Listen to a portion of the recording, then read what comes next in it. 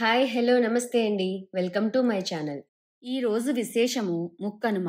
కనుమ మరుసటి రోజుని ముక్కనుమగా పిలుచుకుంటూ ఉంటారు. ఈ రోజున కొన్ని ప్రాంతాల్లో బొమ్మల నోము అంటే సావిత్రి గౌరి నోము చేస్తారు అని చెప్తారు. ముక్కనుమ నాడు సావిత్రి గౌరీదేవి వ్రతం చేస్తే శుభసూచకమని మన పురాణాలు చెబుతున్నాయి అని చెప్తారు. సావిత్రి గౌరీదేవి వేదమాత. ఈ దేవతను గూర్చి దేవీ భాగవతం, వరాహ, బ్రహ్మవైవర్త, పద్మపురాణాలు వివరిస్తున్నాయి అని చెప్తారు. అయితే ఈ బొమ్మల నోము, సావిత్రి గౌరి నోము ఎవరు చేస్తారు, ఏ విధంగా చేయాలో ఇప్పుడు తెలుసుకుందాం.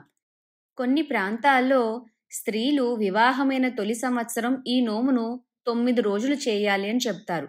దేవిని 9 రోజులు పూజించి 9 పిండి వంటలతో రోజూ నివేదన చేసిన పిదప ఆ మట్టి బొమ్మలను పుణ్యతీర్థమందు నిమజ్జనం చేయాలి అంటారు.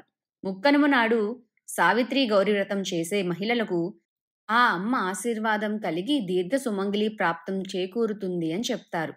కొన్ని ప్రాంతాలలో వివాహం కావలసిన కన్నెపిల్లలు కూడా ఈ బొమ్మల నోములో పాల్గొంటూ ఉంటారు.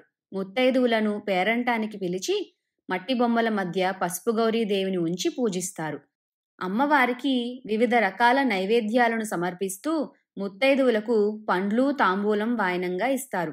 ఈ విధంగా గౌరీదేవిని ఆరాధిస్తూ బొమ్మల నోము చేయించడం వలన వివాహం అయిన స్త్రీలకు సౌభాగ్యం కలకాలం నిలుస్తుందని, కన్నెపిల్లలకు సద్గుణ సంపన్నుడైన యువకుడు భర్తగా లభిస్తాడని విశ్వసిస్తూ ఉంటారు. ఇలా ముక్కనుమను జరుపుకొని ఈ బొమ్మల నోము ద్వారా అమ్మవారు కోరిన వరాలను ప్రసాదిస్తూ తనదైన ప్రత్యేకతను ఆవిష్కరిస్తూ ఉంటుందని ఒక పురాణ కథనం. స్వస్తి. ఈ వీడియో మీకు నచ్చితే లైక్ చేయండి, లేదంటే కమెంట్ బాక్స్లో కమెంట్ చేయండి. బాగా నచ్చితే అందరికీ షేర్ చేయండి. ఇప్పటివరకు నా ఛానల్ని సబ్స్క్రైబ్ చేసుకోకపోతే ప్లీజ్ సబ్స్క్రైబ్ చేసుకోండి. మీకు నోటిఫికేషన్ రావాలంటే పక్కన ఉన్న బెల్ ఐకాన్ని క్లిక్ చేయండి. Thank you for watching. Bye bye.